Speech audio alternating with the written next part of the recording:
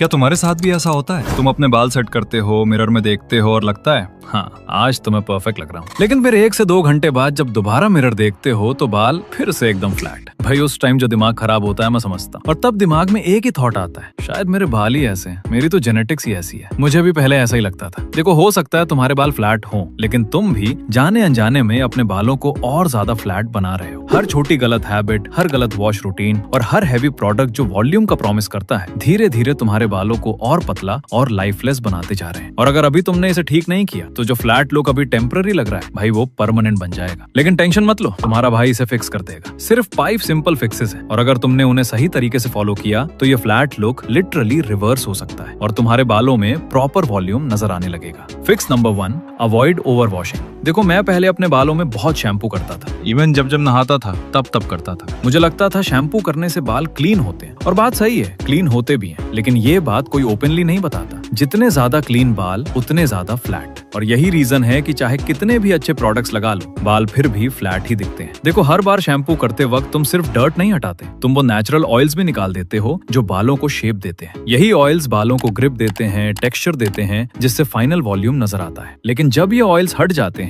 तो hair strands slippery हो जाते हैं, स्कैल्प यानी तुम्हारा सिर डिस्टर्ब हो जाता है, और ड्राइनेस को फिक्स करने के लिए और ज्यादा ऑयल बनाना शुरू कर देता है। इसी वजह से तुम्हारे बाल जल्दी ग्रीजी हो जाते हैं, हेवी लगते हैं और फिर से फ्लैट दिखने लगते हैं। इसको फिक्स करने के लिए हफ्ते में सिर्फ 2 से 3 बार बाल धो, और सिर्फ 1 बार mild sulphate free shampoo use करो। और अगर ज्यादा सिल्की बाल है तो कभी कभी शैम्पू करो। नेचुरल ऑयल्स को रीबैलेंस होने के लिए कुछ दिन का टाइम दो, एंड ट्रस्ट मी, 1 हफ्ते बाद नोटिस करोगे तुम्हारे बाल कितने ज्यादा फुलर दिखेंगे। अभी वॉशिंग रूटीन तो ठीक कर लिया, लेकिन अब जो अगली गलती तुम करते हो वो सब कुछ फिर से खराब कर सकती है। Fix number 2, avoid hard towel और हॉट ड्रायर। शावर से निकलते ही तुम टॉवल से जोर जोर से बाल रगड़ते हो, राइट? या फिर हॉट ड्रायर से ऐसे सुखाते हो जैसे कहीं जल्दी पहुंचने की रेस हो। ये सुनने में नॉर्मल लगता है, लेकिन असल में ये तुम्हारे हेयर वॉल्यूम को डिस्ट्रॉय कर रहा है। क्यों? क्योंकि जब बाल वेट होते हैं तब वो सबसे ज्यादा वीक होते हैं। हार्ड रब, तेज हीट ब्लास्ट हेयर रूट्स को डिस्ट्रॉय कर देता है। इंस्टेड अपने बालों को सिल्क की तरह ट्रीट करो। सॉफ्ट क्लॉथ या माइक्रो फाइबर टॉवल लो और सिर्फ प्रेस करो, ज्यादा रब मत करो। फिर या तो हेयर ड्राई होने दो या हल्की सनलाइट में सूखने दो। जितना धीरे बाल सूखेंगे उतना ही अच्छे से सेट होंगे और बाल उस शेप में फिक्स हो जाते हैं जिसमें वो ड्राई होते हैं। अगर फिर भी तुम्हें लगता है कि बाल थिन ही रहते हैं तो अगला फिक्स उसका रीजन एक्सप्लेन करता है। Fix number 3, add protein and vitamin in diet. Fancy bottle से वीक हेयर फिक्स नहीं होता। अगर डाइट सही नहीं है तो बाल फ्लैट ही रहेंगे। फाइन हेयर का मतलब होता है वीक हेयर फॉलिकल्स, और वीक फॉलिकल्स का मतलब